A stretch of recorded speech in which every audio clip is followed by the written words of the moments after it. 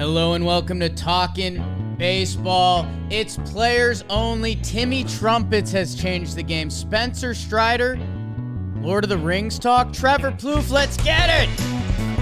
1 month, people. 1 month. Woo-hoo!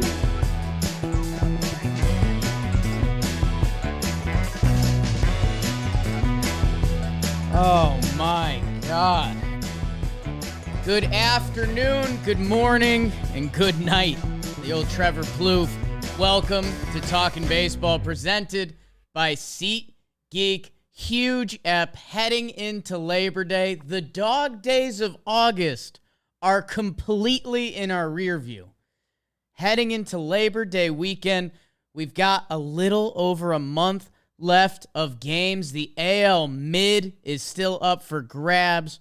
We had some crazy performances. My Yanks, I think I got to talk about a little bit because they're calling up kids now to try to right the ship. Trev's Ohtani's coming for that MVP. I'm hype, dude. How you doing, Plouffe? I'm feeling it today. Yeah. You know, it's Friday. We got a long weekend. It's hot as shit in Los Angeles. So that means I got, look, when it gets hot, there's a few things I got to do. 1, get in the pool. 2, grab a deli. 3, put the glove on, play a little bit of catch in the backyard. I have my batting glove under here. This is just not the way to play, people. If it's cold out, maybe, but goodness, you need to have your fingers, your bare fingers up in all those holes. That's how you really feel the ball. That's all I got. I'm ready for this, man. Friday, are you kidding me? Stimulator? Yeah, a little stimulator at the end. Only. Jamalope is still, he's running around. We got through the dog days over here. He's doing the midweeks. We're trying to sneak him back on to some of the end of the recap eps, and they're going to become less recap. I mean, more teams are dying every week. And, I mean, we're setting up for the postseason, which, as you guys know, or maybe you don't. If you're new to Talking Baseball, it's every day in the postseason. Oh, God. It's different. It's different. It's postseason ball. There's no more fatigue. There's nothing. Albert chasing down A-Rod. Straight adrenaline in September into October. That's what you run on. It's not coffee. It's just straight adrenaline, baby. Adrenaline, homers, power. Trevor Plouffe, Jake Storielli, Big Baby David. Can I tell you one more thing? I was gonna say, what do you need to get off your chest before we get into it? I think I might have had something different before the show that I said I was gonna say. Okay. But now I forgot what I was gonna say again. Double forgot what you were going to say to open the show. I really did. Just right there. That was in the moment, That's people. nuts, I had something bro. really fun to say, and I forgot what I was going to say. September. It's really hot in California. It's like a crazy heat wave. Glass animals. I don't know. We're talking about doing a wife swap. No, bro. No, that's Stop not what with it was. this. No, I'm not married yet, Trev. So stop throwing That's that like a out there. Yankees thing. Isn't that a Yankee story? Yeah, there's a famous Yankee story. 2 pitchers that swapped it up. How about this? You think about it, and maybe you remember both of them. Yeah, maybe. We got to get into it. The National League is stacked. The AL is stacked. The IL, I mean, some of these standouts. Spencer Strider, are you nuts? It's all brought to you by Muggsy. Fall is around the corner. We were just telling you in baseball. You don't terms. even have a wife. That's what I said. That's what I just said. So stop suggesting it. Muggsy, fall is around the corner, and you need to up your style and game. Say goodbye to gym short season and flip-flops. I mean, baseball and Muggsy, they kind of go hand in hand. They're Chom's number 1 gene. They're my number 1 gene. I wasn't. I hadn't drank the Muggsy Kool-Aid. Now that I have, it's all I wear, man. And Muggsy with code JOHNBOY. Link in the description. They are giving you 10% off your entire order. Get ready for this fall and get some room for your balls. How about that? A little rhyme for you. They're never too baggy. They're never too skinny. They fit just right. Try them out and do your legs a favor. Head to Mugsy.com. Pick up a pair of the most comfortable jeans ever worn. Mugsy.com, 10% off your entire order with John Boy. I mean, they've got jeans. They've got my black pants I've been wearing. Those are kind of my going out. Like, you know what I call those jeans? What do you call those? Well, I can't say the full word unless everybody earmuffs. Okay, let's earmuff real quick. Okay, ready on 3 earmuff. Those are your LA fuckboy jeans. Yeah, Tyler Wade. Yeah. Yeah. And Trev, we got to talk after this. I was texting Cole Tucker last night, and he wants to do. Maybe he comes out for October when you come out to the city, and maybe we. Yeah. Don't tease me like that. Yeah. Yep. Well, guess what? I'm sure Olivia wants to come out now. Way to go. Yeah. How convenient is that? How convenient. She's calling me right now. She's listening today. Listening live. She's listening today. Thank you. Hey, I want to come to New York. If I get that later today. Yeah. Wait, is Cole going? Trev, can I tell you a little bit of what was going on in the National League? Please do. Okay. Let's do it. I mean, you hear the trumpets there. You should have heard the trumpets in Queens. If you haven't yet, you should. I had genuine chills on my neck. I'm not normally that guy, but Timmy Trumpets goes full narco. Edwin Diaz live. As the Mets face the Dodgers, is this a little NLCS preview? And guess what? Timmy didn't get to play the first night because the Dodgers won 4-3, but he played the next couple. DeGrom Day. Mets win 2-1. Timmy Trumpets and Edwin Diaz coming out. I mean, the scene was electric and unreal. And then a little Bassett Kershaw to finish it off. Are you kidding me? The Mets win. Dodgers get some bad injuries updates on our guy Gonsolin, Gratterall. I don't know. Some things to talk about there. That Nimmo catch was ridiculous. Edwin hits his fastest pitch ever. Such good action in New York. The Padres, they sweep the Giants. Good for them. Get hot, San Diego. Let's talk about you in a good way. Let's put that Tatis stuff in our rear view. They win 3 one-run games. How about it? There was a delay in that first one. They get through that one. Hader gets a save in the last game. Okay. Let's talk about that a little bit. I know Trev is in on it. Darvish chasing down some big strikeout records. That's pretty cool. He's a stud, man. Speaking of, I mentioned this guy twice already. Down in Atlanta, the Braves took 2 out of 3 from the Rockies. The Kelsey Winger return series. People are talking about it.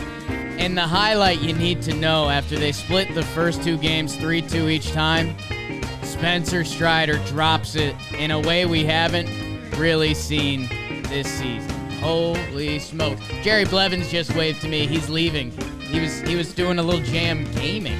That comes out in a little bit. The Cardinals and the Reds. Cardinals take 2 out of 3 from the Reds. That sounds about right. Including the last one in 13 innings, babe. Holy smokes. Edmund threw out the winning run at the plate with a 5-man infield in the 11th. Some good chaos there. You know what? Cardinals, they handle their business against the Reds. Not handling their business are Trevor Plouffe's Phillies versus my D-backs. Are you kidding me with this series? To win a game in this series, you had to score double-digit runs.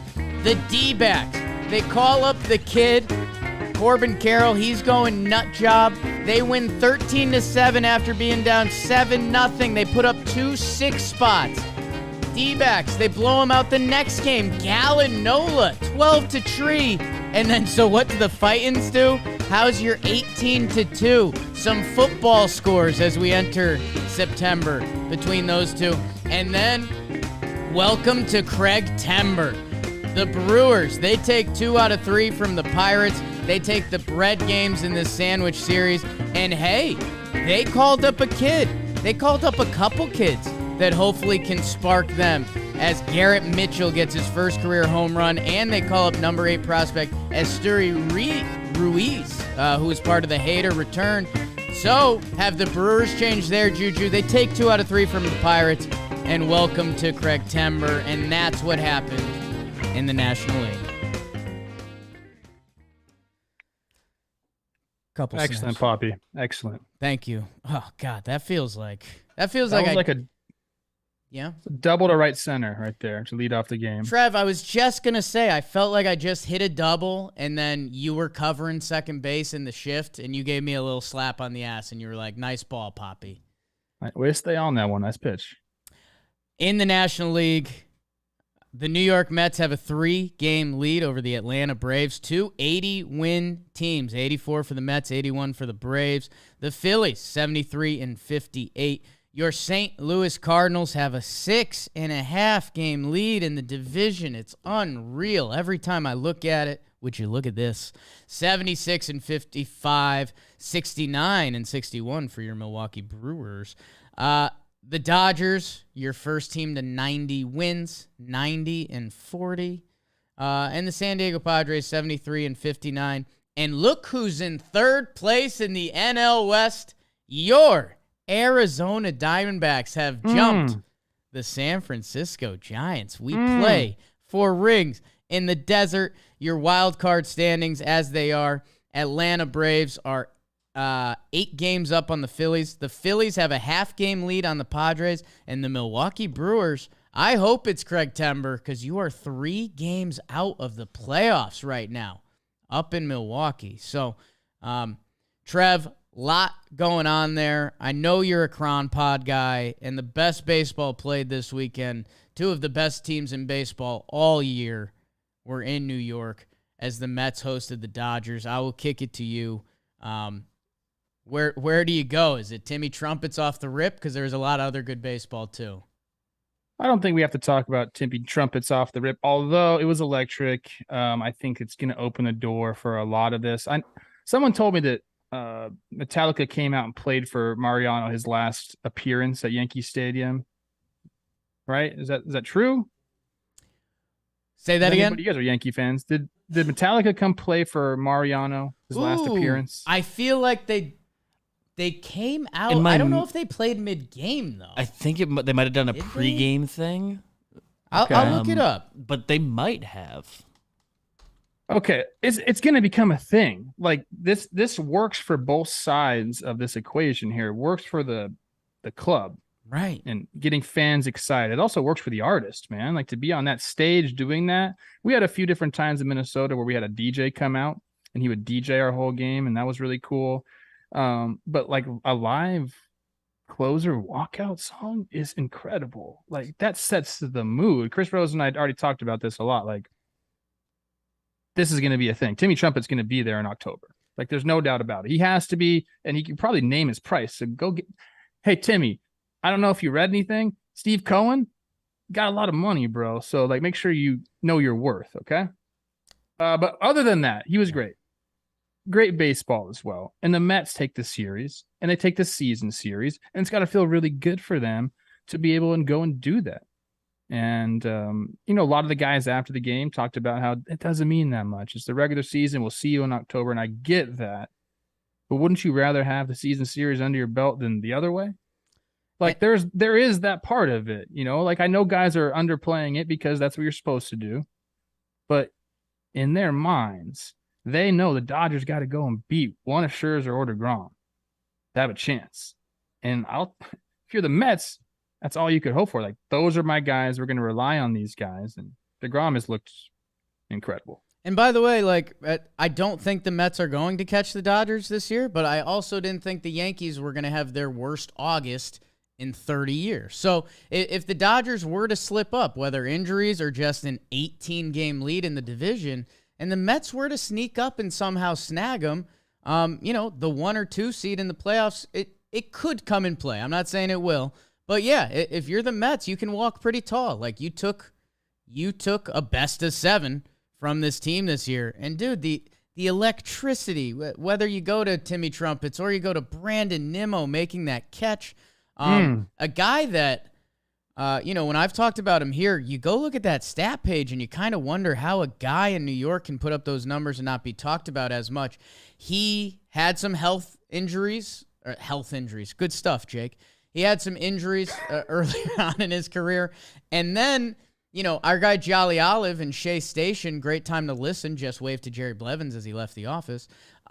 What Brandon Nimmo has done to improve his defense in center field, kudos to him. And a guy who, as he tries to win the All-JM team center fielder, a guy that's about to hit free agency, we might be talking about 9-figure Nimmo in a little bit. So, and I know you like that. I can tell by the noise you made.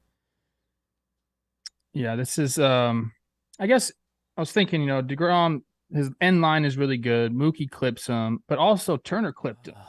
And you're talking about the Nimmo catch. So I guess if you're the Dodgers, you're like, hey, dude, we're an inch away from winning 2 out of 3. So what does it really matter? On the Dodgers side, I don't think they care necessarily about this series, although, again, it's nice to have that series victory. And if you have that in the back of your mind, hey, we beat DeGrom once in the regular season, we can do it again. I just think that's, even though people say it's not important, it is. And Trev, I think we did it last episode, dude, but go check out Mookie's stat page. It's disgusting. 32 homers. He clips DeGrom, and then after the game, he has the press conference like, yeah, he's probably the best pitcher ever. It's like, so what did you do against him? Well, I did take him up top. Sorry about that. There's just so many great playoff matchup scenarios in the National League right now. This is obviously one of them. This would be an incredible NLCS, but there's just some really good teams and some fun, I don't know, everything about the National League is getting me more excited than the American League. I don't know if you feel that way. I think the race in the postseason is going to be better in the National League. I get it, you're Yankee fans, so maybe you don't have that. No, I think we did this a little bit ago, that with the Cardinals hard charging and kind of realizing who they are, the Braves are 1A, 1B with the Mets. I know Mets fans don't want to hear it because they've been ahead of them all year, but when we talk about the Braves in a minute, Jesus. And the Dodgers are this, win factory that, the NL talent-wise, I've loved the Padres all year. Their rotation, they added Juan Soto. Obviously, the Tatis stuff sucks, but, when you still get to the Padres, they're still a lot of fun. I think you're right. I think you're right. Speaking of the Pods. Yeah, they sweep the Giants. All one-run games at the end of it. And Trev, I think the story, because we're looking for what's important in the series. Brandon Drury hits his 24th home run of the season, so I know Brandon Drury might not evoke the emotions from you that a Trey Turner or Freddie Freeman does, but he might end up with a 30-homer season, which that's very real and an awesome story. I know we've talked about it on here, but if you haven't looked into it, you should. Machado with a 3 RBI game to finish. Snell 6 shutout. But maybe the most important story, and I know you want to talk about it, is Hader getting the save. Well, I think it's important to talk about it for a few different reasons. I suggested, I think it was either on this show, I don't know. I talk about baseball way too much, bro. I suggested somewhere that possibly they need to option Hader and let him go work through some struggles down in AAA if it is a mechanical issue. He came out after the game and said it was a mechanical issue. So, whether he's fixed it and he's going to go back to the Hader of old, that is yet to be seen. I guess, maybe later today I'll go look at the release point if it got a little bit lower. I don't even know how to do that. People know how to do all these fancy things on the computer. Okay. But I thought that's really important. That means structurally he's fine. Because that was the one thing we were worried about. Is is this guy hurt? It doesn't necessarily usually happen where you're an all-world closer for that long, even at the beginning of the season, then you just lose it like that. Usually that means you're injured. But apparently it was just mechanical, according to him. So that's important, man. I think that's really good for the Padres to know that. And for Hader to go out and have to do it back in his normal role, I thought was really cool because he'd been kind of ousted out of that role, but they had no choice because they had used their bullpen a bunch. He was available. Boom. He gets put out there and does the job. That's super important. I think also really important in the series is Snell looking the way he looked. People forget the kind of playoff pitcher he could be.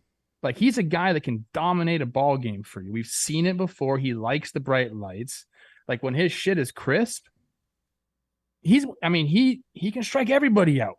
Right. Whenever he needs a big strikeout, he has that in him.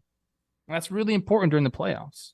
Not scared of the moment at all. Like if you've seen his personality, whether being silly on your Instagram or in the World Series, it plays. And by the way, his season numbers are looking pretty good. And so are Darvish and Musgrove, man. That's why I've loved this team from day one. I think from our position units draft, I took the Padres as my pitching staff. And by the way, what's our guy Jimmy love? He loves when a pitcher can kick to the bullpen. Mike Clevenger, Sean Manaea. What can those guys be about come October? I know this season hasn't been what Manaea's necessarily been looking for, but you've got options. And yeah, man, that Hader guy, if he turns it around, which we know he easily can, and this is how it happens a lot of times in the bullpen. Martinez, who'd been closing for them, he'd pitch back-to-back days in 3 out of 4, so he was out. So they turned to Hader. And guess what? There's an adrenaline side to baseball that doesn't get talked about a lot. When you're Josh Hader and you come into a save situation in the 9th, you get the pumping a little more. When you're Hader, you're slumping, and you come into a 10-run game, it's just a whole different world. So I hope the mechanical stuff was the fix needed. Because National League, I think I mentioned the Padres as the 5th team. But if you tell me you got to go through Musgrove, Darvish, Snell, with maybe a Clevenger kick into the bullpen, if Hader figures it out and some of their other guys down there, and remember that Nationals lineup that, it didn't feel like they had a lot, but they had Juan Soto and Anthony Rendon.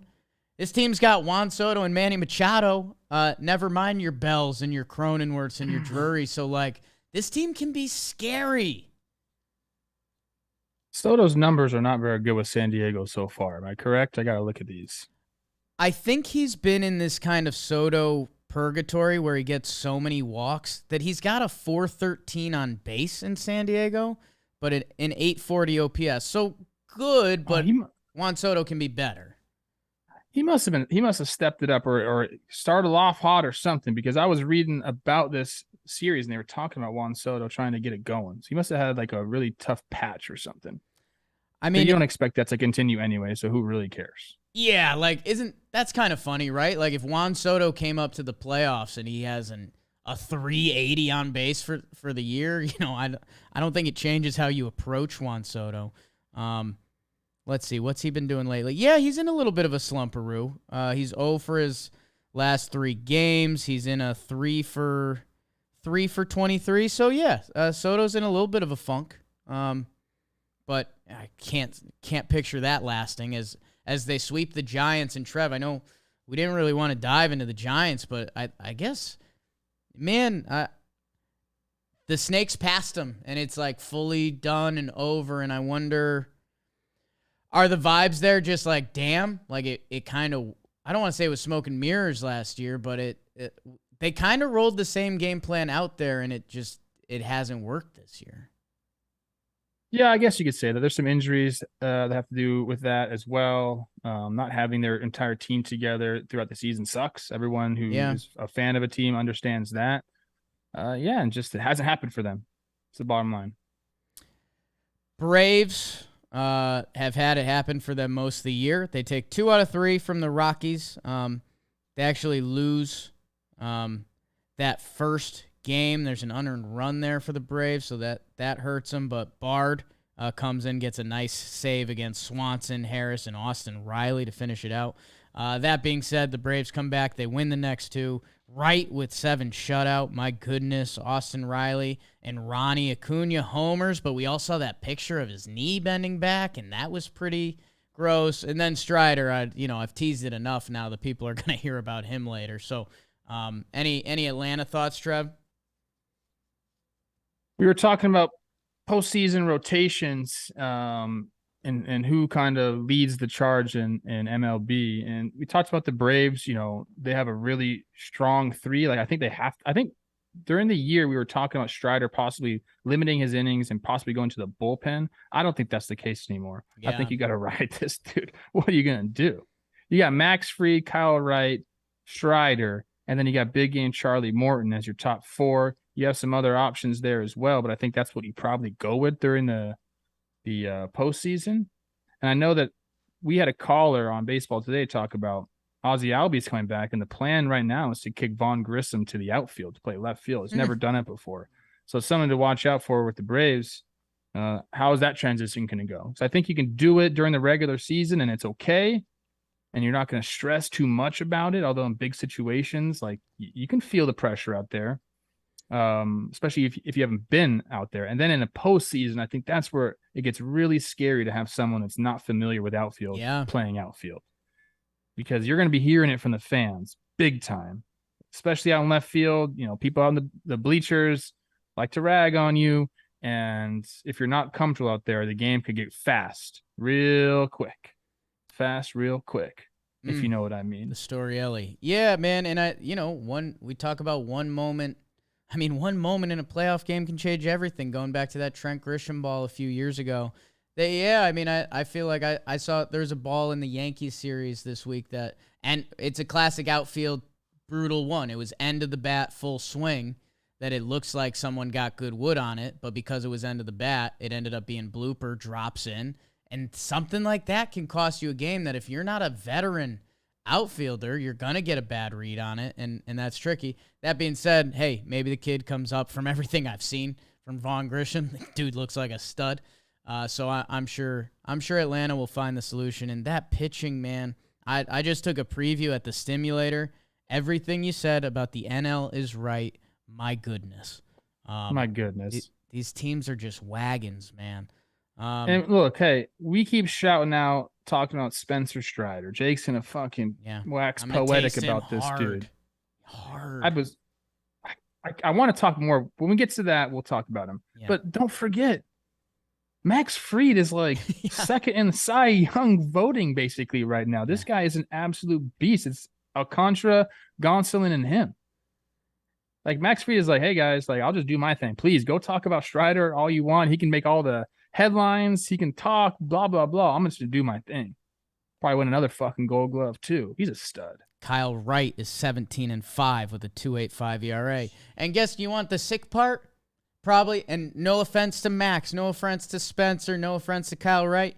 Probably the last dude I'd want to see in a playoff game is Charlie Morton, dude. Say it the right way. Charlie Morton, holy cow. Have you seen the RPMs on that curveball? He's a big game pitcher. Big game Chuck. Cardinals, they take care of their work against the Reds. They take 2 out of 3, including the last one that ends up going 13. Your guy Tommy Edman making a big play in extras, obviously, because there's 2 of him on the field. It feels like I don't really know what you want from this series. Have they won the Central? 6.5 games up on my Brew Crew. Have they won the Central? This team is not a team that goes into slumps. Like the Brew Crew, if they want it, they're going to have to fucking get it, dude. I get Craig Timber, all that shit, but so the Cardinals are too consistent for that.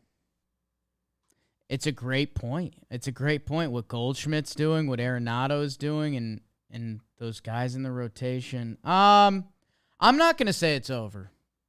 I'm not. The Brewers had a bad patch. Like, there's no doubt about it. And you're right. Like, the Cardinals as a franchise are just so well run that it's hard to picture them blowing it. But I don't know. Like, baseball's a brutal sport. They've got a 2-game set against. So there's 4 games against the Brewers left. So you got to get, if you're the Brewers, you got to get at least 3. And then if the Cardinals just have a 500-ish month, which is very easy to do in baseball, and the Brew Crew do find it after losing it, I think it could be open. I don't think these 2 teams are that far apart. The Brewers just had their bad stretch, while the Cardinals had their hot stretch. But 6.5 is a big amount, man. And they play one more time. They got 2 2-gamers. 2 2-gamers, yeah. 2 2-gamers. So, and I mean, maybe not, because the Cardinals finish with a 6-game set against the Pirates. So, if they need We've looked at that before on this show. Yeah, if they need very interesting timing for that. If they need to win that series. but before that's 3 with the Dodgers. So I don't know, man. Honestly, it's probably 98% wrapped, but you know I love me some Central Division action. Pujols is nuts. What's that about, man? What do you mean? He's one of the best hitters we've ever seen in this sport. He's got to pass A-Rod, and I don't like that A-Rod tweet, dude. Like, come on, man. It's ridiculous. Why do you always got to make it about yourself? What do you mean make it about himself when he talks about Albert? You're right. Well, yeah. When he talks about Albert Pujols catching his record of home runs, and when he talks about number 13 being available on the Yankees again, you think that's part of it? Yeah, a little bit. Smoking a cigar for no reason. My main man, Albert Pujols. Hey, let me light up this cigar so you can take a video of me. And then I'm going to throw it away because there's no way I'm sitting around smoking this whole damn thing. It's just for looks. Full pinstripe suit on the balcony, baseball bat and cigar. Like this dude goes to the airport, gets his private jet ready to like on the tarmac and goes and takes a picture in front of it and then leaves and goes home. That's happened. Just for the picture. That has happened. He probably owns the private jet because he's rich because, he made a lot of money playing baseball. Oh, he rich. I can't, you know what? That's Joe's friend. I'm sorry. Yeah, I mean, and dude, they have a new friendship and he likes Joe's and he's been nice to Joe's. So I understand that, A-Rod's got some weird stuff in baseball, but he's been super cool to Joe's. So now I'm in a weird spot. You're in a weird spot. I think I'm I told you I might see him later in the month at a party. I mean, dude, if you tell him your boys with Joe's, you're in. So now Joe's is your hookup. I don't want to be in. I want to challenge him. I'll strike him out. I'll say, hey, I'll put my spikes on. You put your spikes on. He would be so excited. He'd probably rake me. He would rake you, dude. Listen, I know we're getting off topic here, but I want to say something. I want to hear the chat's opinion on this, okay? Yeah. I'm thinking about doing some content about me getting ready for my alumni game. Okay. Because if people remember, they raked me last alumni game. 2 innings pitched, 5 earned runs. So I'm going to start training. I think it's going to culminate in me dicing up a bunch of high school kids. Maybe I'll just film it for myself and just watch it back. Okay. Let's get A-Rod to the warehouse. Trev, there are 2 other NL ones to talk about. I'm going to skip Cron real quick just because we should touch on the Brewers because we just did St. Louis, so that makes more sense show-wise. Man, the Brew Crew, they're getting excited for Craig September. The team's got a good history of Septembers under Craig. They're hoping to put the dog days in their rear view. I know we've been talking about a spark a little bit. Maybe it's Mitchell the kid. Garrett Mitchell comes up. He gets his first career home run, a 2-run shot to tie it in the 8th. People are getting emotional. The Brewers come back to win that game. I mean, end of the day, you won 2 out of 3 versus the Pirates, but this team's been searching for something, and maybe it's a shot of life from a kid, or maybe it's just getting rid of August and putting it in their rear view. But like we just said, if it's not now, it's when for the Brewers, because if you're not hunting down the Cardinals, which doesn't seem likely, you got to hunt down the Padres, which I don't know, man. That team seems like they're about to go, so it's panic. I don't want to say panic time, but kind of panic time. A couple things. Shout out Keston Hira for having the type of year that he's having. I don't think anyone's talked about that at all. Walk-off homer. He's got his OPS up to 837. We had real high hopes for this guy. He's still only 22 or 25 years old. Okay, this guy has plenty of time to reestablish himself and go off and have a great big league career. I really, really want that from him. He's from my area where I grew up. Oh, wow. Me, Tyler Glasnow, Keston Hira. Yeah. Hot. Other people. Anyways, the Brewers got to go, man. They got to go. We know what happened last night in Arizona, so they lost that one. Snakes are freaking hot. Padres go play the Dodgers. They don't like playing the Dodgers, especially in Los Angeles. Brew Crew. I know the D-backs are hot, but you got to go take care of the D-backs. And it could change just like that. Yeah. I don't think they have what's in them. I don't think they have it in them to go get the division. It's not really they don't have it in them. It's more like the Cardinals don't have it in them to lose that division. They just don't, man. This team is too good to give up 6.5 games in September. Yeah. Go Brew Crew. I hope they make it close, but I think their shots in the wild card. I like them in a wild card series against anybody, and I think that's gonna have to be their path. Yeah. I'm hey, hopefully they have a Craig Timber to remember. In my ideal world, they reel in the Padres, then the Padres get away from them, but the Cardinals come back to earth. That would be if I was scripting Craig Timber, excuse me. And finishing up, Trev, your Phillies versus my D-backs. Lot of points on the board in this one. And, dude, maybe people thought I was messing around at the end of last episode. Whenever I shout out the D-backs, I feel like people are worried about that. They're calling up some real kids. And in that game, man, coming back from down 7-0, and you put 2 6s on the board. That's real. Corbin Carroll's in the middle of it. They just re-upped Torey Lovello for next year. The Snakes are chasing down 500. I said this last time. I know that doesn't mean something to a lot of teams. That would mean something to them. And they've got some good juice right now. Zach Gallen, 34 1/3 scoreless streak. Hello. I like that he's thinking about it and talking about it too. Some of the quotes.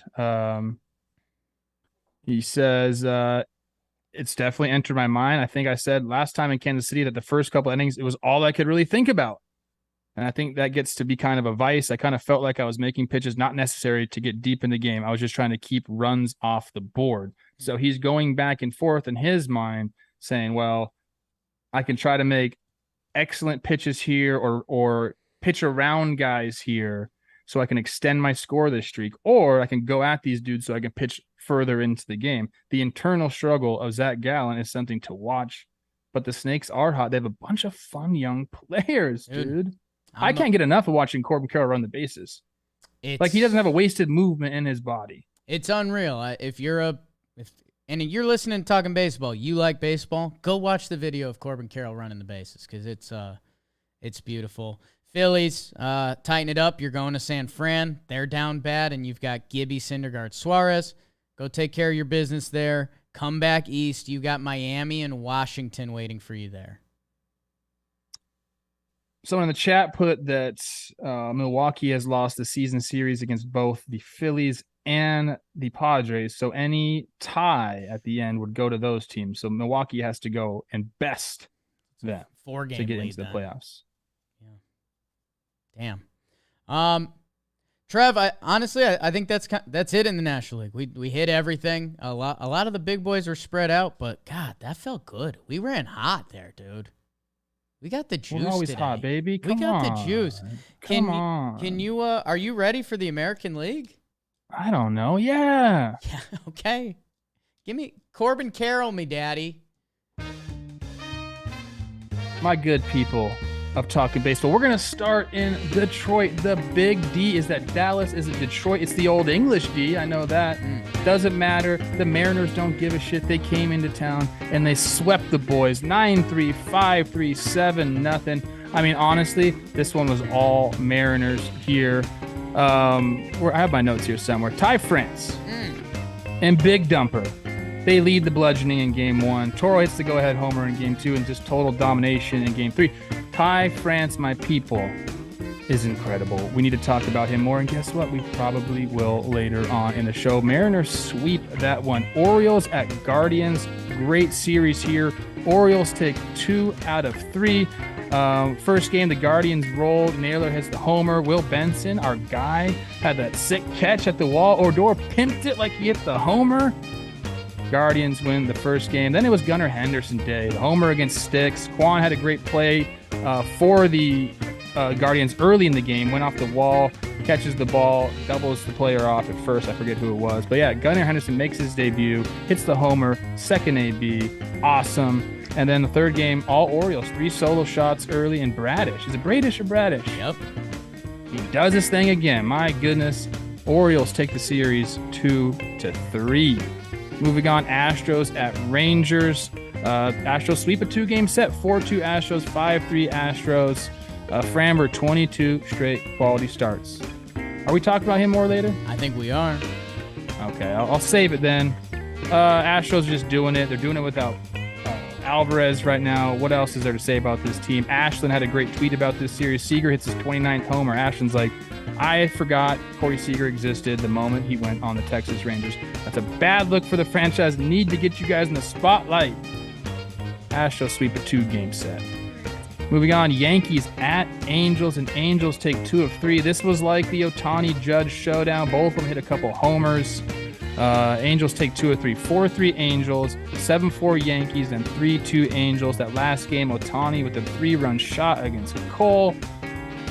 Great series here. Yankees kind of what is you doing, baby? Although the Angels just kind of played good. So don't beat yourself up too much about it. Big news, Peraza is here. And I have some thoughts on that. Angels take 2 out of 3.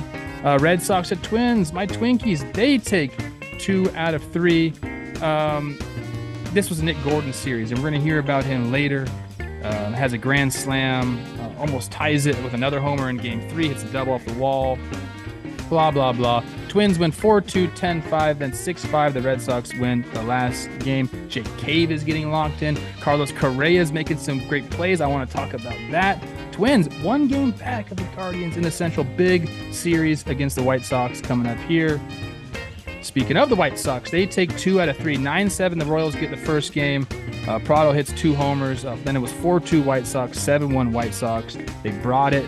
They won 2 of 3. They're 4 games back in the division. What the hell is going on? They had a meeting again. They have a lot of meetings in Chicago. Their legs still hurt. Nothing's really changed, but they're still there. I can't quit these White Sox. They take 2 out of 3.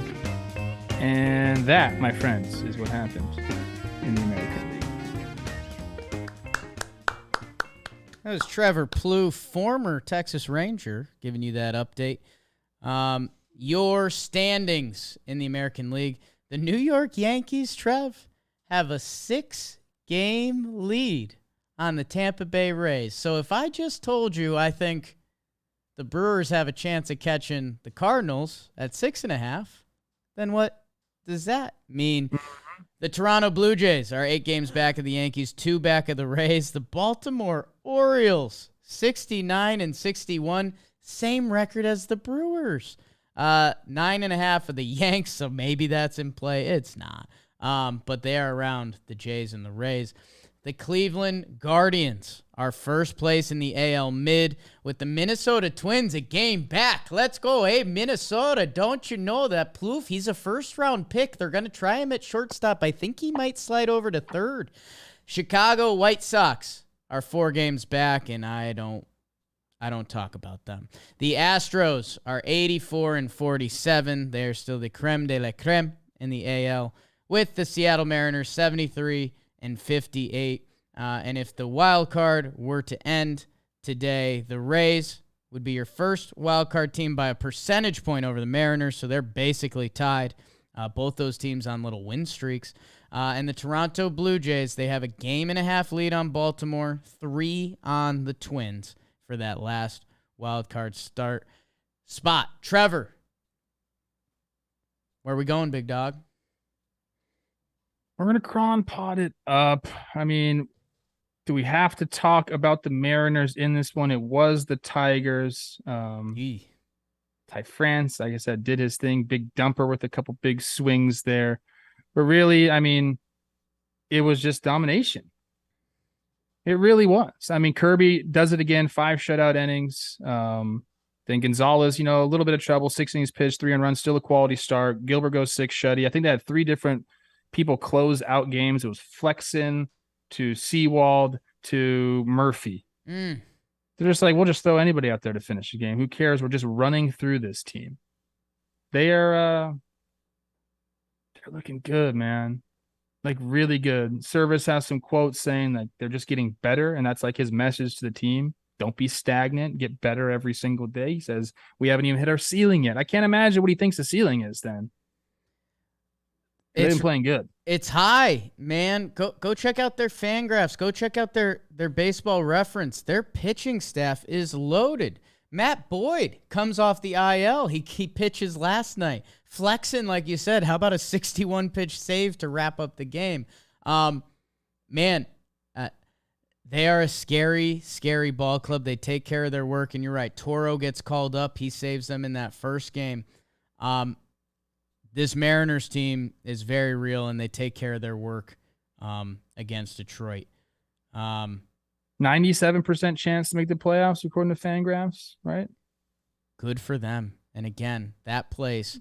And BBD, I guess we'll talk about this in the stimulator, but the top wildcard team gets a home game? Yes, home series, right? Yeah, they all are of the them. host series. So Host of the series. With that AL wildcard being neck and neck, if the Mariners, again, that's a rowdy fan base and a long travel day.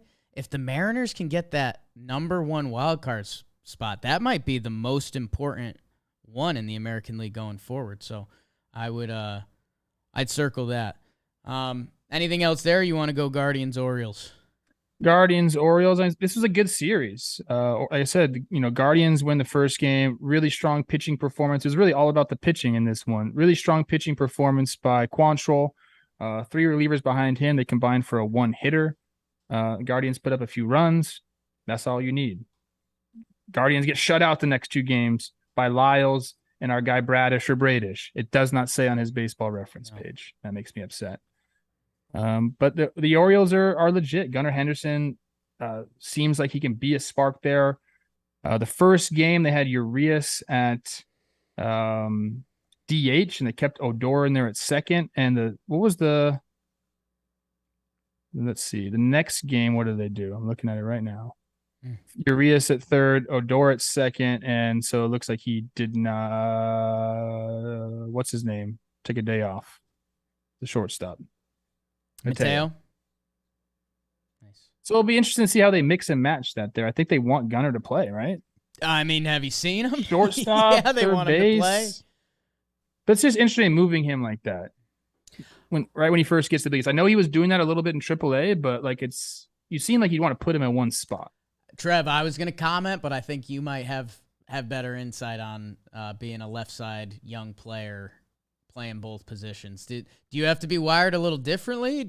Would you be worried about that? Is it let's find a home, or like, hey, if this kid can do it, screw it?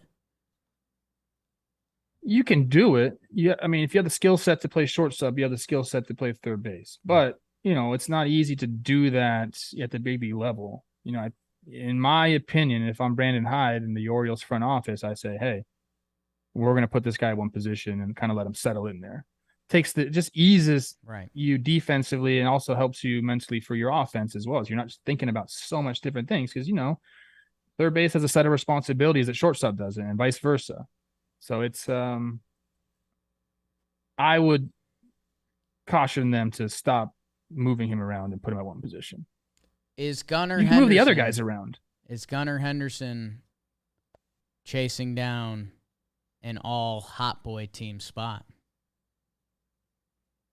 He has the hair, but that you need more than the hair. You know that. Like an up and comer, possibly. He's doing the hair flip. Another great Ashland tweet went out yesterday saying he knows exactly what he's doing. He does. He's playing it up with that.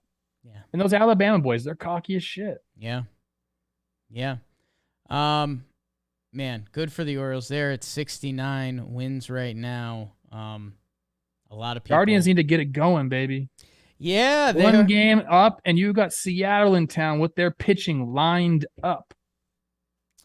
I love it, man. The Orioles have a better record than the Guardians. That's one of the topics this week is that they'd, who knows where baseball is in 5-10 years if they realign some divisions and do an East-West, if they add a couple teams. What the Orioles are doing, man, I would love if one of these wild card teams slips up and really invites them to the dance because they've just been sitting outside. But if we could get the Orioles in for a little bit, whoo, baby. Stros Rangers quick, just dominant. We don't need to really talk about that. We're going to talk about Framber later. Verlander on the IL is something to monitor. It is a calf thing, so I'm not super worried about that. Take your time off. You'll be fine when you come back. Yeah. Alvarez is supposed to be back, which is very nice for them. Yeah, if you want to if you're ever wondering if, hey, are these guys soft and they just suck up to the Astros because of the whole thing? No, man. Go look at Verlander's stats and then go look at Framber's quality start streak. We were the first people to talk about Framber Valdez. Kind of were. And we might even talk about him more. Yankees, Halos.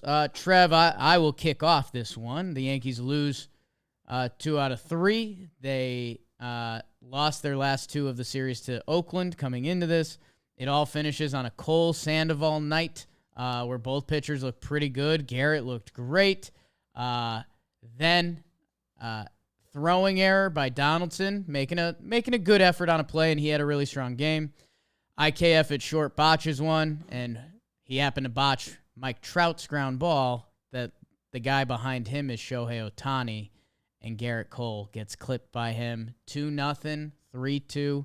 You lose the game. You lose the series. Yankee fans are running hot.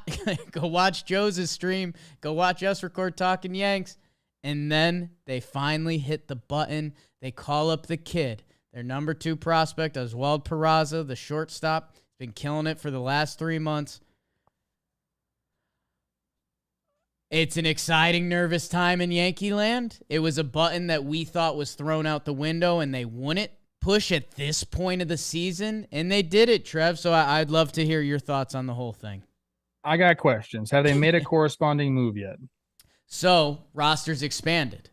So he's just up. So he is up. There may be another move. Marwin was on the paternity list, but they activated him. It seems like just activated Marwin, called up Peraza, and those were the 2 spots. Those are the moves. We currently think that's it. There's a chance of like a Rizzo IL. They said he's not playing in Tampa, but otherwise that's kind of it. Is he going to play shortstop every day? And we are very IKF excited go? to find out. Trevor, it's a great question. We did. So look. We talked about this a little bit on Baseball Today, and it's like, oh, man. We need to temper expectations. I say that a lot with rookies. There's very few rookies that come out and just, like, do the damn thing. The Braves have had a few of them, fucking 17 of them on the Braves alone. So I guess you can look at that and be happy if you're a Yankees fan. Maybe this will be the same thing for them. But playing shortstop for the Yankees in a freaking pennant race. Sheesh. That's big, people. So, like, don't get all over this guy if he stinks right away. Don't anoint him the king if he does great right away, because this is going to be very tough for him. I'm happy for him. I think he has earned the right to go and have a shot this year. I said this with Chris Rose this morning. I really think the Yankee fans saw the Captain documentary with Jeter and him like coming out in 96, winning the job, and then, basically becoming the de facto captain. Just pump the brakes a little bit, people. I hope that's what it turns into. My goodness. But we're going to have to wait and see. So we did, me and Jim were still in the office yesterday when this news broke at like 7. So we sat down, we did a 12, 15 minute talk about it. There's a lot of emotions. Go check that out on Talkin' Yanks. Yeah, man. And we're just to try to put it in as tight of a synopsis as I can. We thought this was in play all year. IKF, his stick is not a plus. His bat has been everything that his baseball card would tell you. We saw the defense. He makes some of the high-level plays. He struggles with some of the routine plays. So the real test for Peraza is how does he look at shortstop? Because if he can play defensively as well or better than IKF, defensively, then his even potential offense, you'd think that would give him the spot. Let's see, man. He's a rookie, like you're saying, getting thrown into a playoff race that wasn't a playoff race, and that's part of the reason I don't think he got the call, because the Yankees were winning so much. So, hey, my whole thing has been for a little while now, let's see it. Donaldson hasn't won third base. His stats are not Josh Donaldson. The real question, Trev, that we're excited or interested to see is IKF hasn't played a position outside of shortstop this year. So will the Yanks put him at third and put Donaldson at watch?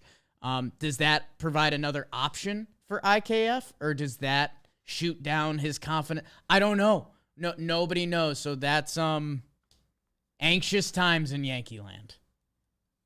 Yeah, we got to see how it plays out. He's at worst their third catcher. You got that rolling for you. You never have to take 3 catchers because you got IKF. That actually means something. You looking for some good documentary stuff? I mean, hey, how about IKF? You know what? 12th inning behind the dish in a playoff game. Sign me up. I know IKF has gotten a lot of. He's been a target of sorts. He's been a target, man. And this guy, I just want to let everyone know, he's one of the nicest guys you're ever going to meet. And like just a solid, good dude who works hard. So don't be fucking rooting against this guy. Sorry, dude. Like he's a good dude. I get it.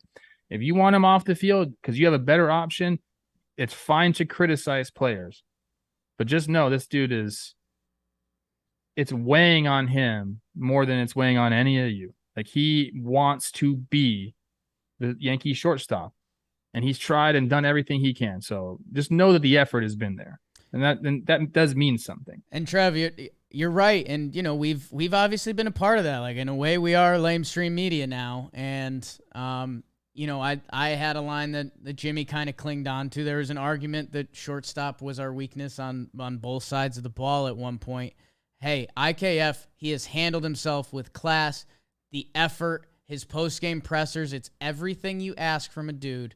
And man, he is going to be a factor with the Yankees the rest of the way. It's just to what level. And that's kind of the great debate right now. So, on the other side, Sandoval had a lot of stones. It was kind of fun watching him pitch. Him and the Yankees batters were having a nice little chicken match, calling time and pissing each other off. That was fun. And then Ohtani, man, I mean, he has entered. I mean, it's the national topic right now. You could hear it on any sports radio, Ohtani-Judge. And like I've told you throughout the whole way, and I commented on your tweet the other day, we got a month left to figure this out. And depending how, I think it's neck and neck. I think Judge has him by a nose today.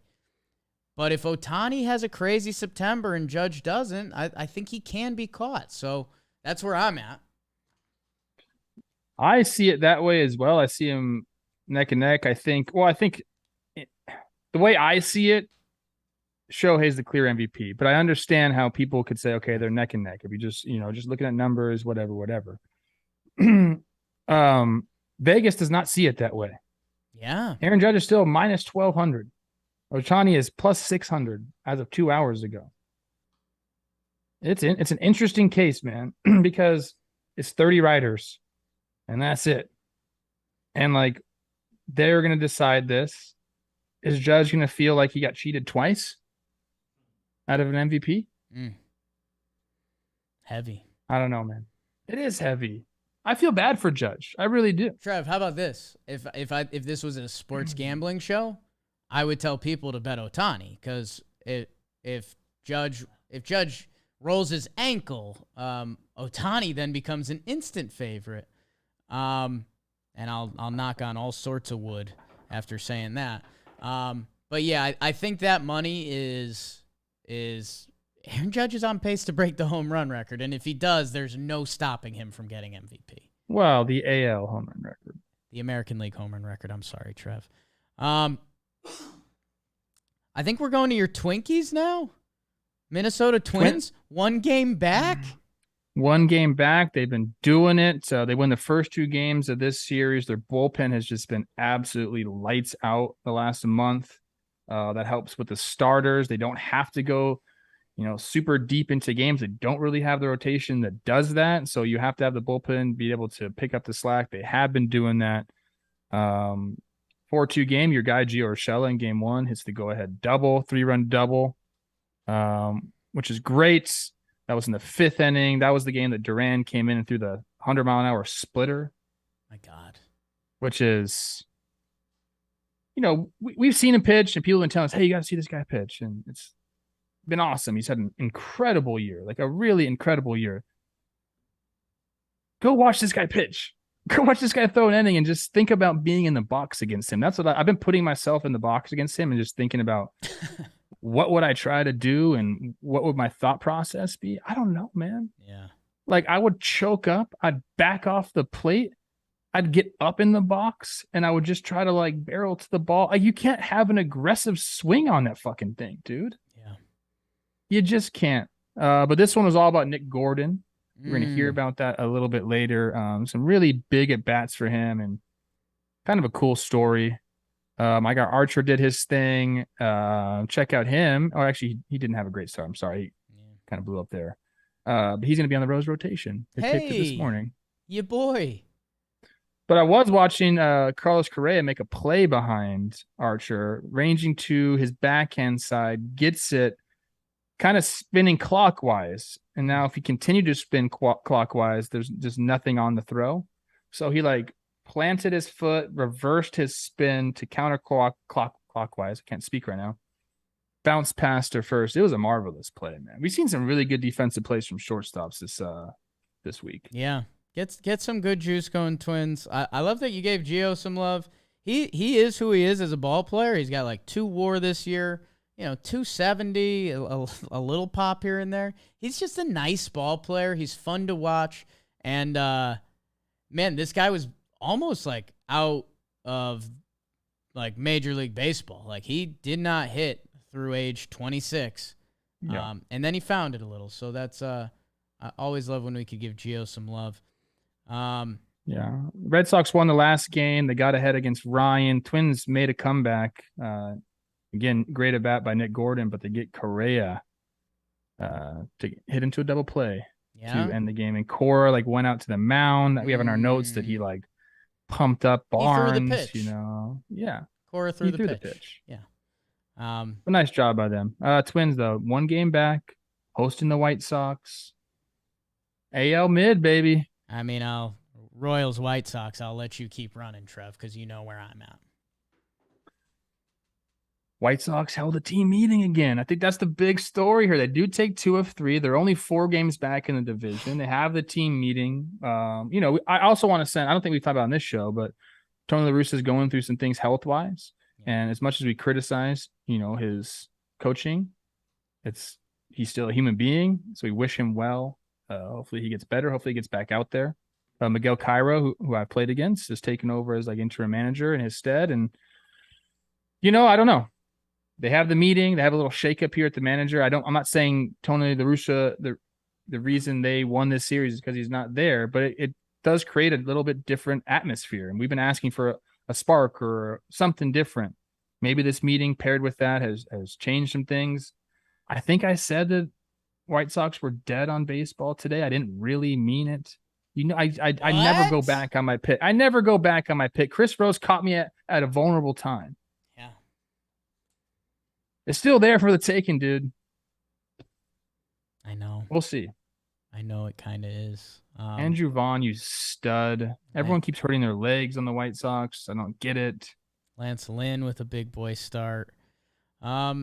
Yeah, man, like you said, the La Russa stuff, seriously, I know there's probably some easy cop-out jokes, and we've talked about him being old a lot and stuff, but hey, like, get your health stuff figured out. And who knows, man, who knows if it's Miguel Cairo or if it's running into the Royals or if it's, we got this Jay Cuda stat here about the most barreled balls hit over 330 feet for an out this season, and they're number 1. Like, who knows? Maybe they've had the worst baseball luck you've ever seen, and it all comes barreling down this September. But I will still assume they're dead until they're not, because guess what? I want them to be good because there's so much talent on that damn team. Hey, Jay Cuda, you're my White Sox informant now, just so you know. Wow. Huge. Yeah. Huge. That's the AL, right? That's the AL. You got to burn through that IL. Play. There's some good stuff that happened. Let's do it. Let's get it. In the Interleague, the Rays sweep a 2-game set. Them Rays be hot, but the bad news, McClanahan scratched and goes to the IL. We hate that. Brandon Lau to the IL too. Guess what? The Rays keep winning. And yeah, I mean, the Marlins, the news out of there was that they really almost made a trade with the Yankees before. So there's not much there. Manny Margot How's your go-ahead RBI single and then leaping grab at the wall to keep the game tied? That sounds like Manny Margot baseball. Jose Siri with the game. The Rays are pests. The Rays are pests, and they're winning a lot. 6 games back of the Yankees. Blue Jays, they hosted the Cubbies. They take 2 out of 3. They handle their business in the first 2 games. Berrios, extra inning game. Gossman. And then they lose to the Cubbies on that final game. A little shout-out love to the Cubs. They go 15-15 in August. This is a team that very well could have quit on themselves. Instead, they're playing some tough baseball, man. So good for the Cubbies, good for Cubs fans. Assad goes 5 shutty in that first game. Danny Jansen with the walk-off single in the 11th after homering earlier. Big Franmil doing stuff for the Cubbies. Jays, they take 2 out of 3. Nats, A's, ew. Nats take 2 out of 3, hosting the Oakland Athletics. Hey, Ken Waldachuk makes his debut. Welcome to the show, kid. Swervin' Irvin pitches in that first game. Dermis Garcia is hitting nukes. Dermis Garcia is hitting absolute nukes. What's that about? Joey Meneses. You might hear a little shout out for him. Shea Langeliers. All right, there's young ball players having fun. We love that. How about your first walk-off, kid? Nats take 2 out of 3, and that's what happened in the IL. You're the best, bro. I love you. I don't know how else to say it at this point. You know? You just did. Well. Heavy. You want to talk some Rays? Not really. Okay. The McClanahan news sucks, man. Need that. Need him there. I think this is a massive, obviously, it's a massive series against the Yankees coming up here. This is huge, dude. Even if they take a game and get it down to 5 games, you guys are scared. I like that. I mean, I just don't know. I mean, good for the Rays. They've been playing a good brand of baseball. They put themselves in the position. The Yankees had their worst month since 91. But yeah, Shane McClanahan, 24 starts to a 2-2. Be all right, kid, because still so much of the Rays. I know they're going to raise you, and they've got bullpen options coming back. But, man, these injuries just keep popping up for them, but they keep fighting through it. And Yandy Diaz has a big week. Randy's been going up and up recently. Siri, who they got, on the low, had a big week. So, like right now, Fangraphs lists them with 3 starting pitchers. So, I mean, they're just Rays going Rays. They keep growing tentacles. That's kind of how we describe them. Somebody goes down, somebody else steps up. Okay, you got Glass now out, you got McClanahan out, but you still have Rasmussen twirling that pill. Yeah. You got Springs doing his thing. You got Beeks, who's made 7 starts. Like, they're going to figure it out. Don't go down to that team because Adam, Fairbanks, Rayleigh, Poche, your guy JT Shags is back, Trev. Shags is such a Rays guy. Love that for him. Yeah. I'm thinking Yarbies. They take 2 from the Marlins. Blue Jays, Cubbies, A's, Nats. Sorry about you. Any Blue Jay thoughts? No. Okay. We got to tighten the shit, bro. All right. They do what they're supposed to do. Yeah. I feel bad. I watched the Cubs game where they won, so I really shouldn't assert those thoughts on this whole series. Blue Jays take 2 out of 3. And I think the Vladdy using Baez' bat is cool. Homered in the 7th. I always like knowing that when somebody's using a different bat, whether it's just for fun or if they're feeling something like mechanical and they just need a different feel in their bat. I've often talked about how we need bat fittings. We don't have that in the big leagues or anywhere in baseball. I don't understand that. Everywhere else you get fit for something. But with a bat, you're just like, I don't know, this one feels good. Should be like Harry Potter Diagon Alley stuff. Like you should get the wand that picks you, I got a bat sent to me by Max Bat. Shout out my guy Jim Anderson.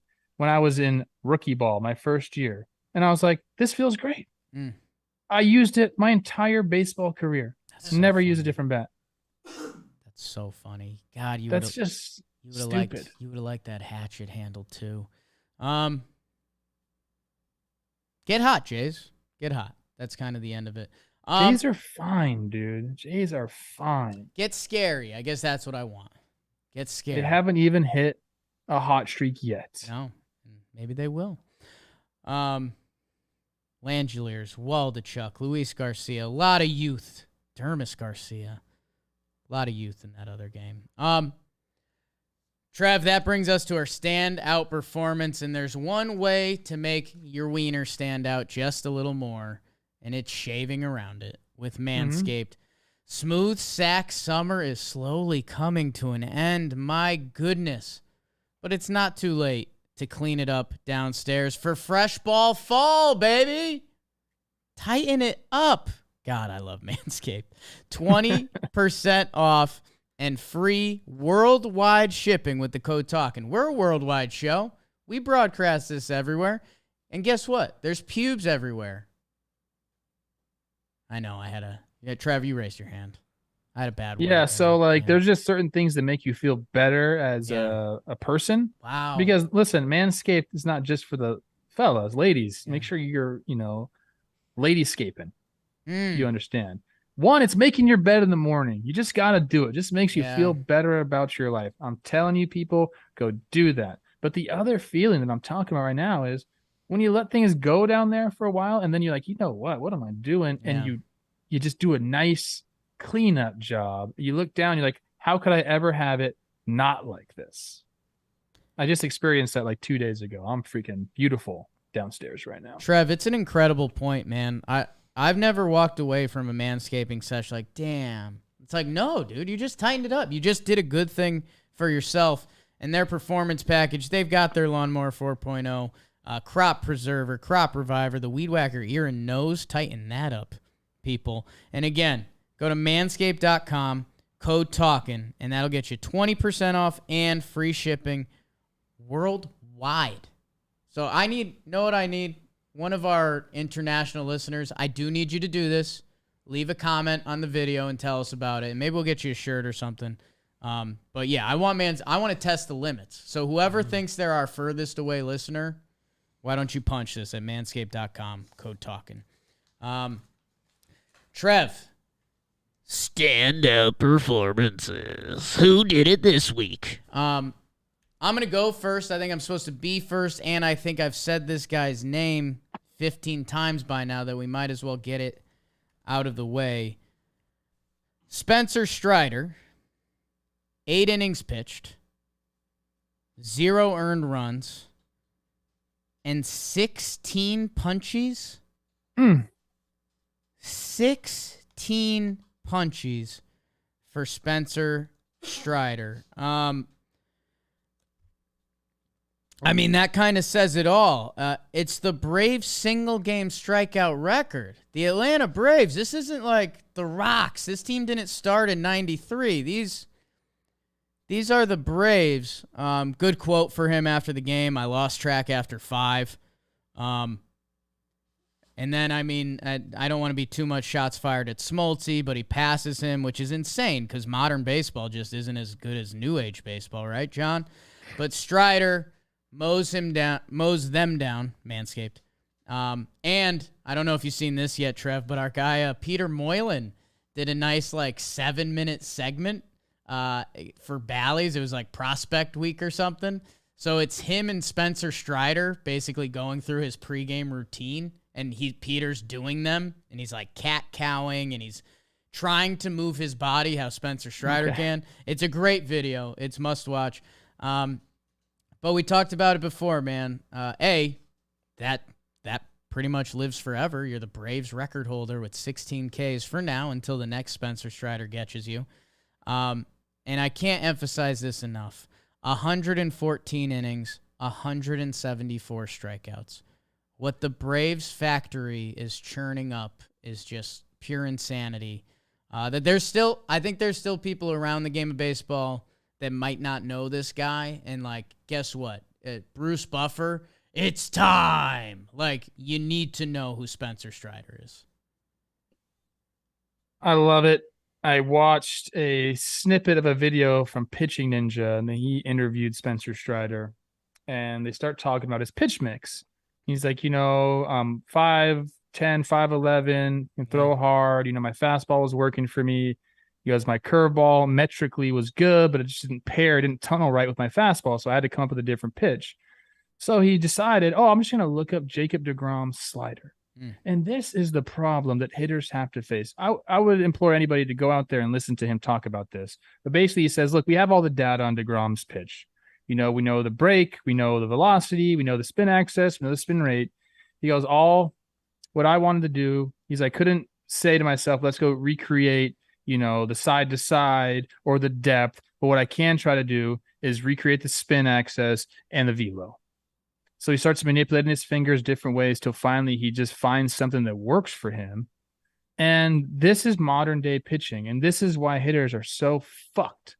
And when you see someone having a series like Judge, you really got to tip your cap, because pitchers are out there and they're able to go look at anybody's pitch in the league and try to fucking mimic it, dude. Like, that did not used to happen. It used to be a story when like Trevor Hoffman would be in the outfield showing people his changeup, right, or something like that. Like, this might have happened behind closed doors every once in a while where a pitcher would say, here's my grip. But now we have the data to just go and invent shit. And all these dudes are thinking about is tunneling these pitches. And as a hitter, what are you going to do? You know what our response to that is as a hitter? These guys, he's talking, all about science and spin and the drag and, the shifted wake and all this shit. You know what hitters say? Well, fuck it, bro. They got to come over my plate. Yeah. Like, the only thing you can do is try to out-alpha the dude on the mound and be confident. That's it. Like, sure, match your spine angle to try to get on plane with the pitch, but you don't control the variables, dude. Like, it hurts a little bit. Like, watching that clip, I was like, this is scary, man. It's scary. I will say those pitching machines that can now like almost exactly replicate a pitcher, if we can get that right, I know we're still a little while away, but that's how we fight back, Trev, as hitters. You can't even use real baseballs in it, bro. Yeah, I know. Guys won't get it. They'll just go, you can't just. It's not. And even if you do get on there and you're raking this machine. Right. You still got to go out there and the guy on the mound decides what pitches to throw and where. Yeah. I'm sorry. I'll give my. I'm so excited. I'll give my assisted standout to a guy that got one previously, Kyle Bradish. We think it's pronounced that way. He goes 7 shutty again, and go O's. So that's what I got. Trev, what do you got? Let me get my stats up here. Stats. I'm going with my guy. No, I'm just getting his page up. I'm going with my guy Joey Meneses. Everybody knew was coming. He hits the walk-off homer last night. Okay, what was his end line? 4 for 6. He had the walk-off homer. It was a 3-run shot, 4 RBI on the day. This guy has seized his opportunity. And obviously, people, if you don't know the story, it took him 10 years to get to the big leagues. I played with him in 2018, and this guy could hit, man. It's one of those guys. He could hit. Yeah. He has the hit tool. Like, his swing is good. It's repeatable. He's knowledgeable. He's like, he gets it. One daughter, Jake, he's hitting 354 with a 385. This threw up 99 at bats, 100 at bats. Like, the sample size is getting up there. Like, he has earned himself a starting job next year for the Washington Nationals or whoever he chooses. Well, is he a free agent? I don't know how that works now. I don't think so. I think he's a Nat. Whatever. In any situation, he's earned himself a starting job next year, which is awesome, dude. And again, I talk about rooting for good guys in the game. This is one of the good guys in the game. So, Joey Meneses, you stud. You from Culiacán, baby. Love that. I feel like you and I should take a trip down there. Yes. Yeah. I think we can make a weekend out of it. Yeah, I have no idea if he's a free agent after the year, if the Nats get to claim him or whatever. Interesting. But yeah, I always love those stories in baseball. If you get your chance and you take care of it, that's what it's all about. Good standout. Trey. Thank you. Standout, unfortunately, leads to a segment of guys who stood out for the wrong reasons, and hopefully next week they will be standouts. It is Slump Watch. Slump Watch. George Springer. Let's go, Spring. 0 for 13, kid. That's gonna change. Hey, I have an idea. Yeah. You read the numbers, and I'm going to encourage these You hype guys. him up. Done. Yeah. Trev, how about Adley Rushman? 0 for 11. I can spin this one. He's letting Gunnar Henderson have his shine. He doesn't want to take away from it. Adley, great job. Get back to who you are now. Gunner's had enough press. Get him a helmet that fits. Thank you. That's being a team leader. And by the way, him and Felix Bautista, they have a new end of the game thing. And I had one of these weird, I think I was a little late night Jake on the couch. Dude, I just had kind of this emotional moment that like Felix Bautista, Adley Rushman, different parts of the world, and now they're out on the mound to signify the end of an Orioles game. Like there's something beautiful about that, man. Hey, baseball is the people's sport. Anyone can play it. I love it. That's awesome. Juan Soto, Trev, we talked about this. 0 for 11. You got 4 walks, though, kid. You're seeing the ball just fine. Your overall numbers are fine. You're one of the best hitters in the game, period. 400 million coming your way. Maybe $500 million. I don't know. Keep doing you, kid. And Trev, I'm going to combine these because I think these two guys represent you and me. They're kind of the Aragorn and the Gimli of first baseman. Matt Olson, 0 for 10, date my daughter, and Max Muncy, 0 for 10, date my niece. They don't give a shit. Go look at the back of their baseball cards. I don't need to motivate these guys. You're fine. That's coaching. If you look at me with puppy eyes right now, then I'll have a problem. But these guys are freaking ready to go. They're alphas. Second time I said the word alpha. Third time right there. That was an awesome slump watch, which I can't even wait to mean what that means for. Dirt nasties on Fuego. That means I'm on fire, baby. Like Waco. Long weekend. Here we are. Are we doing Talking Baseball on Monday? No. No, Tuesday. episode Monday. I'll do it. Fuck it. And it's all JM Tuesday, I think. Probably should have told people that. Tuesday up. I wanted to give my standout performance to this guy, but I knew I was going to talk about him. And then Fuego, Ty France, 6 for 12, 2 homers, 5 RBI, and a walk. Every time he goes up there, just has a good at bat. I like his swing. He's just got nice legs, like nice base on him. Go, Ty, go. And you're my French guy. Even though he's probably not French. France. Or is he French? Ty France. He's France. Gotta look that up. Starling Marte, 5 for 11, 2 homers, 4 RBI, and a walk. Shohei Ohtani back in the MVP discussion. Did he ever leave? No, he didn't. 5 for 12, 2 home runs, a double, and 5 RBI. Austin Riley, young, thick, just keeps it flowing with that juice. 5 for 12, 2 homers, a double, 3 RBI, and a walk. Jock Peterson hit one across the fucking bay. It was majestic. 4 for 9, 2 homers, 5 RBI, and even got hit by a pitch. And then Nick Prado of the Royals. You were asking, who is this guy? He's asking, who the hell are you? 5 for 13, 2 homers, a double, and 3 RBI. And I got more. Yeah. Nick Gordon, not talking about you, kid. Nope. Xander Bogart, 6 for 12, a homer, 2 doubles, 6 RBI, and a walk. And then Joey Meneses. We already talked about you, but his full line for the series, 7 for 15, a homer, 3 doubles, and 6 RBI. Keep racking up that bar tab Xander Bogaerts. Whoo, boy. Yes. He don't get paid. I took my glove off, bro. It didn't feel right. It didn't feel right. You don't want to wear a raincoat. And Trev, I know I'm going to whisper some of this because this is Talking Baseball. It's a holiday weekend. I know you're excited for that. Trev, this Sunday, we are a week away from the first NFL Sunday.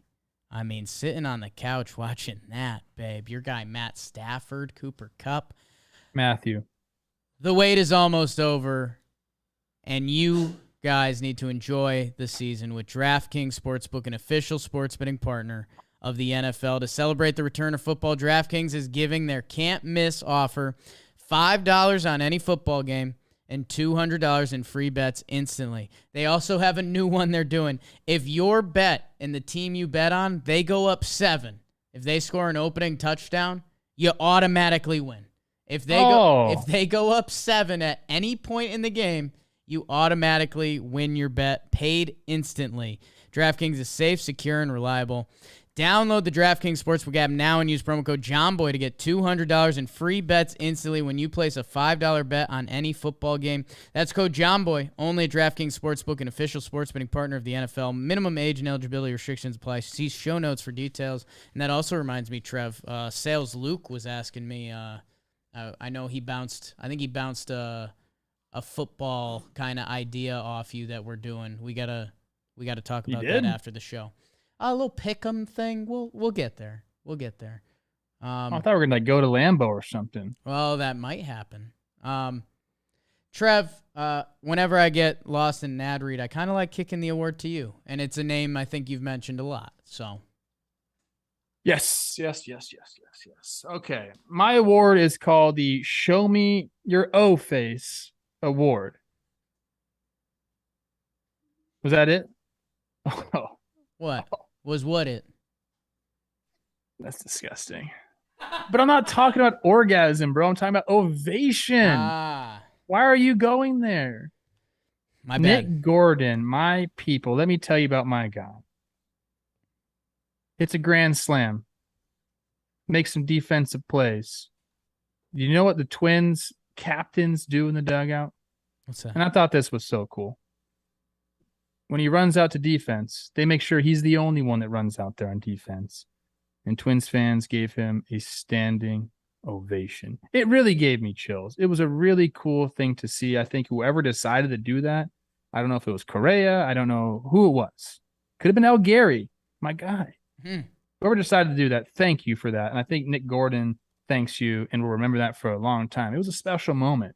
And this kid is just getting better and better and better, dude. And he's like slugging the ball.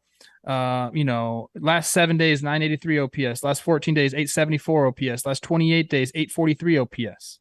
And this is a guy that can do so many different things for you around the diamond. He's versatile. His OPS has gone up every single month. 621, 640. Start off slow. Okay. 785, 793, 891. I'm getting better every single month. I'm playing all over the field, and I'm helping us win important series. Down the stretch, I got us back one game in the AL Central.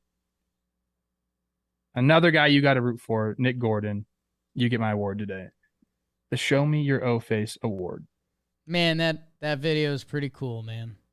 That video is pretty damn cool. And yeah, I as we finish out the rest of our regular season of Talkin' Baseball, I wonder if there's almost an unsung heroes app or something like that. Like, we're different, Trev, and we talk about Nick Gordon's, but there's guys on every team that reflect what Nick Gordon is, and he's beloved by Twins fans. He plays a lot of positions. He's gotten better every month, like you said.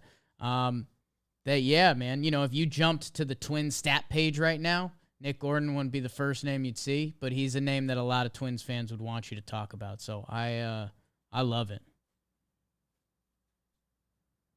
And your guy El Gary did hit a big old ding dong after that. Whoops. Whoopsie. Go fetch that out of the bleachers. Great award, Trev. My award is the Sorry That Winter Is Coming award. Yeah, I mean, it's, summer's kind of ending, right? We're heading into Labor Day. And, Trev, Winter, that new Game of Thrones show is pretty hot in the streets. I haven't watched it yet, but I've heard it's pretty good. I've watched it. I'll get in there. I'm into that stuff. Love the first Game of Thrones. Obviously the ending. And maybe tying to the ending and tying to Winter, there's a guy who's a Talkin' Baseball favorite who you say we were talking about before anyone, and we kind of were. And part of the reason was he's built like a box truck who pitches, and he had the tiniest glove in the game. But we think with Winter coming, I think he changed gloves. Maybe we're used to it. I don't know. I'm going with LaGrassa, a.k.a. Mr. Swag. a.k.a. Framber Valdez. Framber Valdez, 8 innings pitched, 2 earned runs. And like you mentioned, and by the way, that nickname, a little shout out to the Bat Boys Baseball. They've been all over my Instagram feed. They're doing some fun stuff, and they interviewed him where they asked him. He said, "My nickname is La Grasa, aka Mr. Swag," which, okay, that's cool. Man, we mentioned it in passing. The quality starts. There's a little funny business in the quality start stat. Like it's 6 innings, 3 earned runs on a given day. It's good. Could it be labeled differently? I don't know. I don't care. It's how they decided to label the stats. And Framber Valdez has thrown 22 straight quality starts. So if you're not familiar, 6 innings pitched or more, 3 earned runs or less. So for 22 straight outings, since April 20th, 420 if you will, Framber Valdez, every time he has touched the bump, he has pitched 6 innings or more, and he's given up 3 earned runs or less. That is insane. That is insane. To not have the blow up. Go look at Cole. Go look at some of these other elite pitchers. To have a bad day in baseball is very easy. To give up a bloop single, a home run in an inning is very easy with who some of these dudes on the other side of the plate are. You face any team on a given day. Toronto is on this list for Framber. The Yankees, the Mets, Seattle a few times, Minnesota. A quality start the last 22 times out. And guess what? When you have Houston's offense, that's going to lead to a lot of wins. And they are 17-8 in Framber's starts. He's been overshadowed by Justin Verlander this year, and rightfully so. I mean, what Justin Verlander done is disgusting, but I feel like we do talk about him near every episode, and we're probably going to be, seeing with the calf and when he comes back and all that. Framber Valdez, he's pitched in the playoffs. He's 28 years old, and he's part of what makes Houston an absolute factory. Knowing that every 5th day you're going to get that effort, it doesn't feel right. It doesn't feel right. So shout out, but I guess when you're Mr. Swag, it does feel right. Shout out to Framber. He's really fun to watch pitch too. I mean, the way he can add and subtract, the way he tunnels, like he toys with hitters. He really does, man. There are times when he's locked in and can throw any single pitch he wants. He's pitching. It's really cool. Yeah. It's really cool to see. But he also can reach back and throw 95 on you. Like, whoops. So we love Framber. We talk about him all the time on this show. I do love like the extra effects that it has, on your team, like saving the bullpen for the postseason, blah, blah, blah. Like there's so many things that happen when Framber goes on the hill that benefit the team. Defense is ready to play. Like I said, you save the bullpen, takes pressure off your offense. All of those things like aren't really like, part of what you think about when you think about quality starts, but like they are very important parts of that. I love Framber, man. I'm excited to tell Jimmy, like this is his like dream starting pitcher. Did they change quality starts? Didn't it used to be 6 innings, 2 earned runs? Now it's 6-3. Like I thought it was always 6-3. Anybody in the chat remember that? I don't know. I feel like I remember that there was a time when people were really campaigning for it to change, but I don't know. I don't believe that ever happened. I think when it first came out, people were like, well, 6-3 is an incredible start, but it's quality. I think where pitching is gone, getting 6 innings is now super valuable. So I think people got over it. I don't know.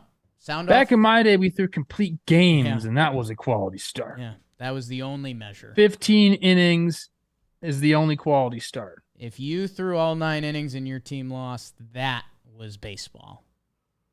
That was winning baseball. So what, dude? You threw 80 miles an hour because your arm hurt so bad. You weren't sore, man. Just had no tendons left. It's just a tackled, man. BBD, a special treat this week because it looks like we have some fun best friends of the week and The Stimulator Simulator. Oh, yeah. Best friend of the week. It goes to Lance Lynn. 7 innings, 1 earned, 8 Ks, 4 hits. Didn't walk a batter, hit one. But that's important for the White Sox. Another guy important for the White Sox doesn't get the best friend, but shout out Pollock had a couple homers. JM's White Sox. Yeah. Lynn, Pollock, Giolito. Maybe I'm back on the train. BBD, play that funky music. Let's go, baby. White boy, and tell me who is the Stimulator Simulators pick Friday, September 2nd. The first September Stimulator. Let's start out in the American League, where we would have the Guardians pitching, hitting, and young defense against the Toronto Blue Jays in Cleveland. The Jays. The Jays. Gossman shoved. They advanced to play the New York Yankees, where in the other side of the bracket, the Rays, they host the Seattle Mariners. Mariners upset the Rays, technically, where we will have a couple division matchups in the American League in the DS. The Toronto Blue Jays versus the New York Yankees. The Blue Jays. Oh, the Blue Jays got hot. Okay. Hot at the right time. I told you that. The Astros play their division rivals, the Seattle Mariners. Mariners. Whoa. There is a shakeup in the American League. We will come back to that. In the National League, the St. Louis Cardinals will host the San Diego Padres. Stimulators got the Cards.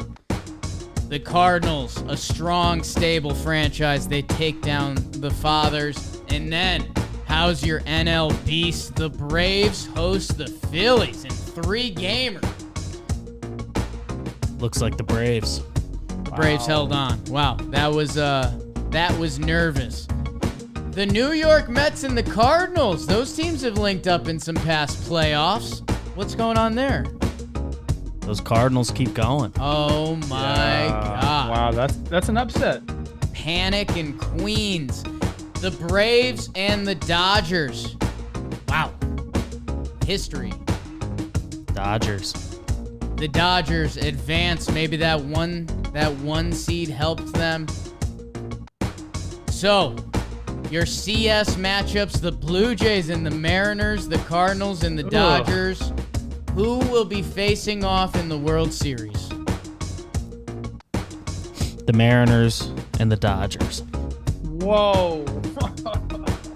West Coast. This is the wildest stimulation we've had yet. West Coast. The Seattle Mariners are facing the Los Angeles Dodgers for the 2022 World Series, and your winner is The Mariners.